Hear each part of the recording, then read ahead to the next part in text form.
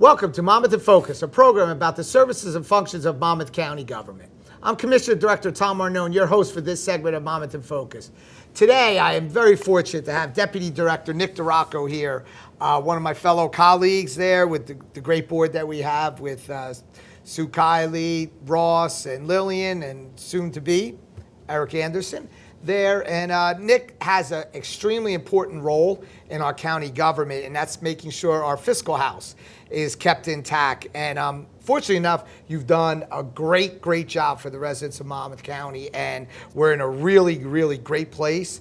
And maybe you could just talk a little bit about the budget process, because I know we're going to start getting into that, and or maybe even talk about what our budget is. Sure. And you know how complex it is, I guess. Absolutely, no, it is very complex. And first of all, thanks for having me on. It's great to be with you, Director. Really appreciate it. It's great that you do this program so the residents get a real good understanding of all that goes on in county government. And it starts with the budget, right? County government, any local government entity really starts with your budgeting. You can't make the investments that you need to move your county forward. You can't serve your residents right if you don't have a proper, efficient, and effective budget. And so in the county, as you know, we've spent a lot of time and effort over the last few years, especially in your time here, making sure that we put in place a process to ensure that we have a budget that makes the proper investments where we need in order to create a high quality life for our residents. At the same time, does not tax our residents in an overly burdensome way, and demonstrates fiscal prudence and proper stewardship, which is what is actually the budget of the county? So the budget's now north of $490 million. It's a big budget, and it's been fairly stable over the last, I would say 10 years, because we've done a lot of things, as you know, to privatize certain services, to try to hold the line on taxes. Even though our municipal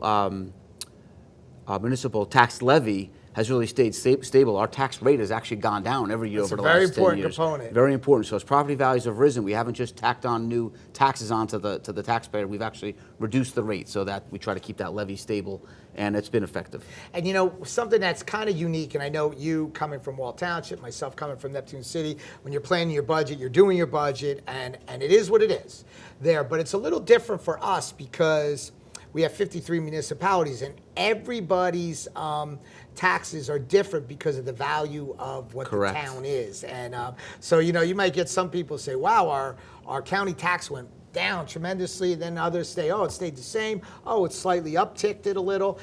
So it's pretty interesting and complex. But, I guess basically, what are some of the items that our budget goes to? Yeah, and as you hit the nail on the head, right? It's a very complex process. It's a big county. We have, as you know, over 630,000 residents. We've got almost 500, square miles of area. We've got almost 1,000 bridges and culverts that we maintain. Interesting fact I saw recently, which I didn't realize, is we have over 2 million square feet of public office space that we maintain. It's amazing. It's amazing, and that's many of those buildings are residents coming in and out to conduct government business. So it's very important that we make the investments in all of that infrastructure to continue to, again, serve our residents properly, keep the tax rate low, but also invest in those areas and programs that are necessary. So it's funny you bring that up about the office space that we have. So I have been a huge proponent. I thank you and the rest of the commissioners for joining in on that from the early stages, that I don't believe the county, if they don't have to, should be leasing buildings. County's going to be here forever. Right. So, own your assets. And we've really streamlined out of that and have really, I think we have very few leases compared to what it was right. 20 years ago. So I guess it's getting to the time of budget time. And right. I know that you're working with the finance department right now. And so how does that process work? Yeah, so like we said, the most important thing we can do, right, as the county elected officials is to craft a properly constructed budget. And so the process starts very early. We've already started, a few months ago, where we go to each of the department heads, basically, and all of the major business lines at the county, and find out where the priorities are, where the needs are, where the obstacles and hurdles are, where we need to make additional investments based upon our experience in last year's budget, where we maybe can divert some resources to other areas, and where we can, to your point a minute ago, where we can achieve efficiencies and economies of scale, and maybe getting rid of legacy leases and owning our assets, or maybe it's a matter of privatizing some resources or some Which we've programs, done. which we've done, I think, to great benefit to the taxpayer. So it's an all-in process where we start very early. We get to early next year where we'll have a proposed budget that we'll bring to the rest of the commissioners, and then we'll, of course, all 5 of us will debate the various components and where we want to make sure that our, where we're all aligned on the investments, and where we're not, we'll work through it. And then we'll get to a point in the spring where we'll be able to adopt that budget for the year and set it in place, and then make those investments that are necessary to keep us moving in the right direction. So every year, I know that each and every one of us set goals, basically for our budget season. Obviously, none of us want to raise any dollars here, and we've Right. worked really hard to minimize that as much as possible. Ultimately, some things are out of our control, and maybe you could talk a little bit about some of the things that are out of our control. I think the goal really this year more than ever, I know you and I have talked about it, is that we know that there's a lot of economic pressures right now, and there's been this, high inflation posture we've been in for a couple of years now. There's labor shortage, the labor market is stressed, wages and salaries aren't really matching inflation, and people's purchasing power is down. That's all our residents. Well, it has the same effect on us at the county. All of the goods and services that we're purchasing and all the things we need to do to run government are increasing in cost. So that puts added pressures on us. So our job is to make sure that we are finding ways to deal with those increased costs, not just pass them along to the taxpayer, because we don't do that. That's right. We don't just pass our problems on to other people. It's about finding different ways to provide the same level of services in a more cost-effective way, and that's going to be, I think, our goal going into this year, is to deal with those unique sort of macroeconomic pressures that we're currently dealing with, and find a way to continue to do our business. What's interesting is all of us come from, local government there, and so each and every one of us know that they need help, and the municipalities need help, and they lean on us. Yep. And it's a lot different than it was years ago. It used to be 3 separate entities: the state, the county, and then the local municipalities. We have kind of joined services, the county and the local municipalities, and shared service has been a big proponent on both sides. Yes. Savings for the town, revenue share for us, which again gets put over to the taxpayers. Does that help in the preparation? It's a great point, and I think we're one of the leading counties in that regard. I don't think there's any county that does as many shared services as we do. And you're right, it's a way to create economies of scale. We've got a lot of small, shore towns along the beach area. We've got a larger towns interior, where you've got a lot of opportunities, I think, for those local governments to join with each other, and then we provide the additional support at the county level to come in and do things like dispatch and a whole host of other areas around property taxes and things like that, where we're able to provide our county expertise and our county resources to alleviate some of those local burdens, and I think it's made a difference. So on another note, I guess coming from the local town and handling Wall Township's budget with the rest of your committee people there, it's a big difference here. Big difference. It was eye-opening. It's truly like a Fortune 100 company, Yeah. 500 company. It's amazing how large we are, and again, using that same word, complex it is. Absolutely. To handle all the different departments, the employee bases, make sure we give the quality of life Right. there. And you have to continue do you have to deliver on your traditional government role, which is to provide support for seniors, low-income individuals, folks with disabilities, provide workforce development initiatives, but at the same time, try to do some of the innovative things we've done, like your Grow Monmouth program that you started, and supporting local businesses, supporting tourism, supporting our mom and pop Main Street businesses, providing all those sort of little less traditional government services, but those things really do move the needle on quality of life, and that's why I think we've been so successful. So the one thing that's kind of outside the budget that you're preparing is our capital budget. Correct. And so people get confused that there's 2 separate budgets. So the one is the operational. Right. Maybe you could touch a little bit about what the capital budget is? Right, you're right. It's a different, your O&M budget is really sort of money in, money out, whereas your capital budget is the areas you're investing long term. Seems like it's money out. It's a lot of money out, but I think there's a return on Right. that, right? And people see that. We're investing in our bridges and roadways. Transportation infrastructure is critically important. Moving people and commerce safely around the county is really a primary goal and function of county government. And we've made the investments year over year in those sort of transportation assets. The Reclamation Center, our county parks, 18,000 acres of parkland that we have to manage, Superior Court buildings for safety and security, everything the sheriff's office does. There's so much that goes into running an effective county government. It all starts with your capital budget, so you put the dollars in place to make sure that all your capital needs are met so that you are continuing to expand. It's amazing because people don't realize when you drive down county roads, that they are kept up. Right. And we have 1,000 miles of lanes of roads. Well, there has to be a maintenance program on that. And, you know, I know that yourself and the rest of the commissioners and myself, we make sure that we do not shortchange our infrastructure, because at the end of the day, we just be kicking the can down the road. Right. And I think we put in roughly for overlaying, it's like, and into some other small capital projects there outside the grant programs, I think we do roughly over 28 million, right? Yeah, and that's just into your point, and that's in things just like resurfacing. I mean, bridges and culverts are different. That's a whole separate It's animal. another whole but grant just we get. resurfacing roadways, keeping them safe and efficient.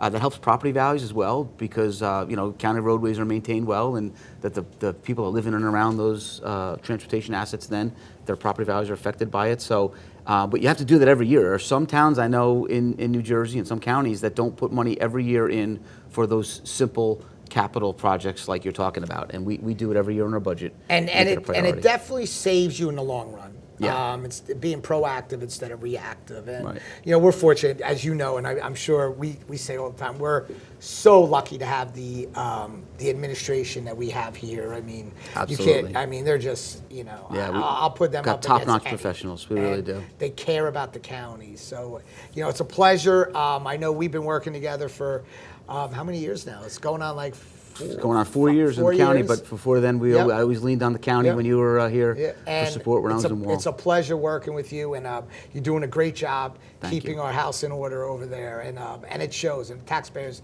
should really, really appreciate it. So I want to thank you. I appreciate that. Thank you, Director. Thank you, Commissioner Duraco, for joining me today. That is all we have for this segment of Monmouth in Focus. See you next time.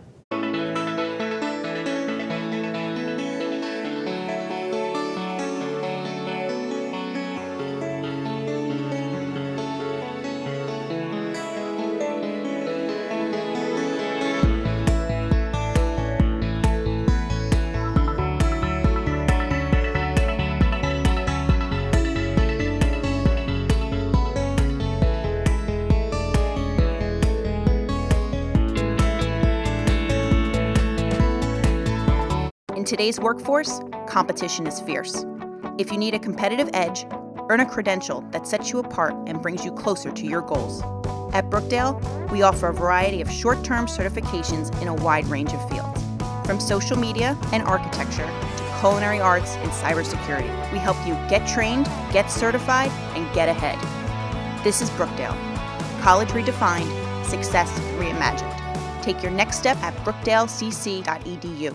Thank you so much for giving me the opportunity to use the scholarship for funding for my education and keep going with the education and learning. And I'm so grateful, and I'm happy and excited to keep learning and keep moving on and on this journey of life. Thank you guys for your support. This has enabled me the success of becoming an executive pastry chef. Thank you very much for giving students like me an opportunity to progress through my academic careers. I would like to say thank you to Brookdale Foundation and Ocean First Bank for giving me this opportunity, this chance to focus more on my studies without worrying about any financial liabilities. So thank you very much, and I'm gonna continue to do great.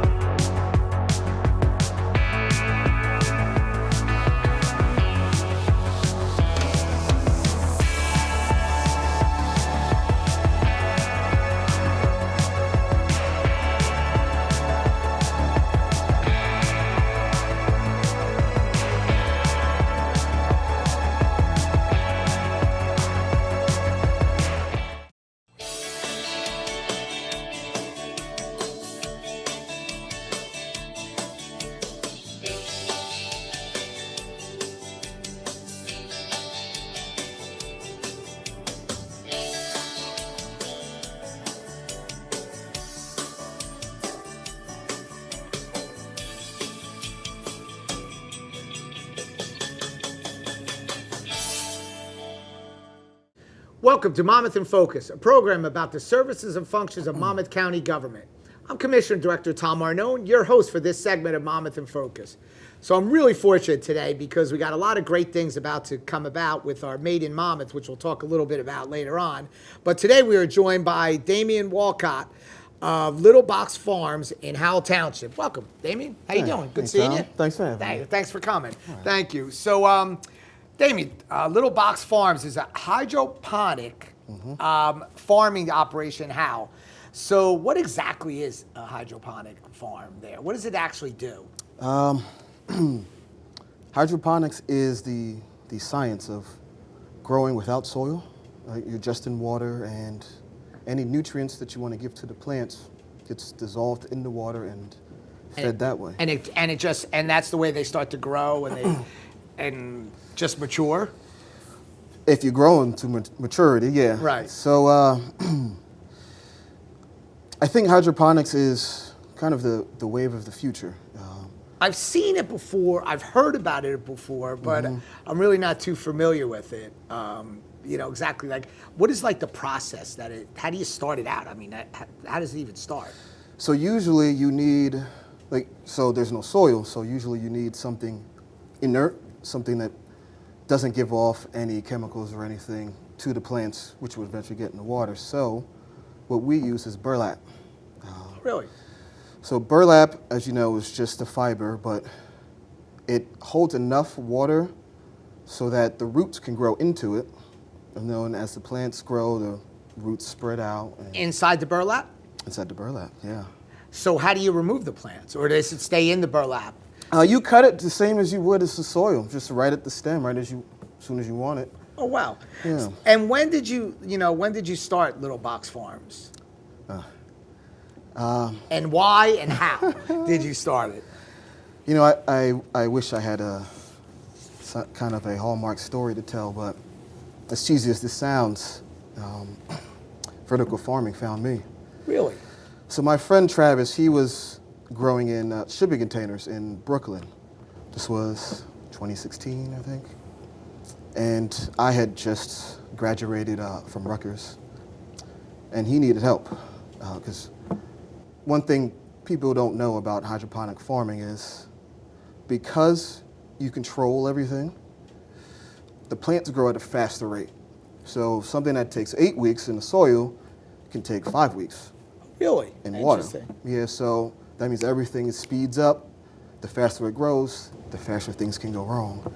So he needed hands. But at the time, I was like, what are you talking about? You're growing a shipping container? As I'm doing now. That doesn't make any sense.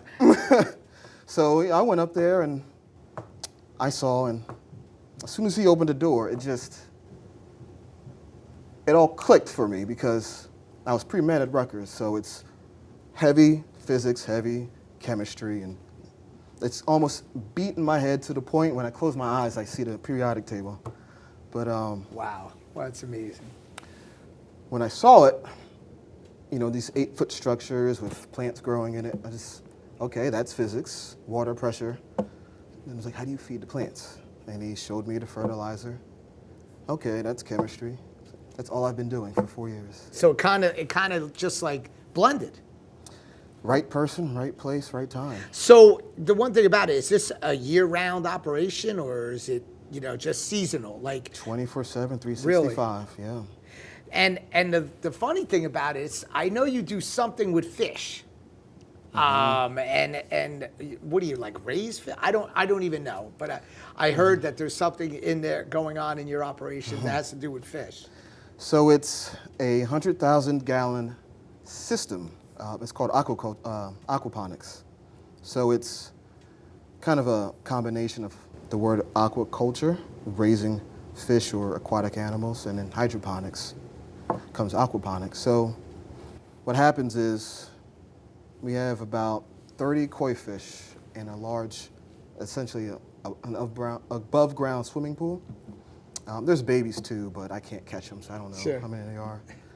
And that water gets filtered down the line, through large, big tanks that we put netting in for filtration. gets filtered, and then at the end are bays of water with floating rafts like styrofoam that we put the plants in. So if we start at the tank, we feed the fish. It's your normal fish food. Then the fish poop is high in nitrogen. So that nitrogen goes down the line through the water, and any beneficial bacteria that's in the water or in the filters, they convert that nitrogen into nitrates that the plants absorb. And then as the plants grow, they clean and filter the water. It's amazing. And that circle comes back to the fish, and then it just keeps going. So it's ironic from what you stated before about your education when you were going to Rutgers. There, you know, this is a science. It's a true science. It really is. Yeah. I mean, and it's amazing. So two things. The first thing is I understand that you give tours, and so what are the different groups that come in and take tours? Really, anyone who wants to embrace their curiosity. It can be a group of high schoolers or middle school, any age, or a couple out just on the afternoon. Right. Wow. I've kind of shifted how I want to approach the tours, though. In what way? So, if I'm trying to think big picture, and if we're trying to get hydroponics to be sustainable long term, then we're going to need some innovation. So I kind of want to invite the people who know they don't like science, or they don't like hydroponic farming, or they don't like farming at all. I want those minds to come in. I want to show them the It's process. interesting. That makes a lot of sense. Show them what I do and what other farmers do who do hydroponic farming, because I don't know everything, and I'm so entrenched in what we're doing that someone who's on the outside not only doesn't know anything, is here to show me why they don't like it. They might see something that I don't see. So do you have like employees that work for you? It's just me. Just you. And so obviously, listen, it's your business, right? This is your business. So you have to make money. Obviously, you got to survive, like we all do. So how does that work? Like, do you sell your plants, or what? It started off as growing microgreens, package and sell those, and we grow leafy greens, anything with high water content, like lettuce, celery, Swiss chard kale, tomatoes. But then, it's probably around 2018, one thing happened is, just by chance, I made a nut-free pesto, and eventually made a nut-free vegan pesto. Actually, the first time I introduced it was at Made in Monmouth in Long Branch. Wow. Yeah, that was 2018, 2019, around there. Yeah. And it took off. Who knew so many people had nut allergies? I hear that all the time. And you know, it must be common, because even when you go to a restaurant or something, they ask you that. Do you have They any do allergies? now, yeah. So you brought up a great point, the Made in Monmouth. So that's something that I'm very, very proud of. And it's kind of like my little pet initiative there, because I started that. You said 18. I came on in 15. I think it was maybe 16. I started that 15 or 6. Actually, I'm sorry. I came in at 11. So I probably started it roughly around 2012 or 13, and it's been going ever since. Now we're doing it twice a year, and I see that you're booked to be there again this year, and that's something Wouldn't miss it. that's something that government, and I so much appreciate, because truly when I tell you that this is why we created Made in Monmouth for people like yourself, small business, single proprietor there, making a living like all the rest of us, trying to, you know, really, really embark in something that is really exciting, and a lot of people might not know what it is, myself included, totally, there, and you think I would, because 33 years ago, or for 33 years, I owned a landscaping company, and all I did was plant and that, and you would think I would know that, but I would just go to the nursery and buy the stock and then go plant it.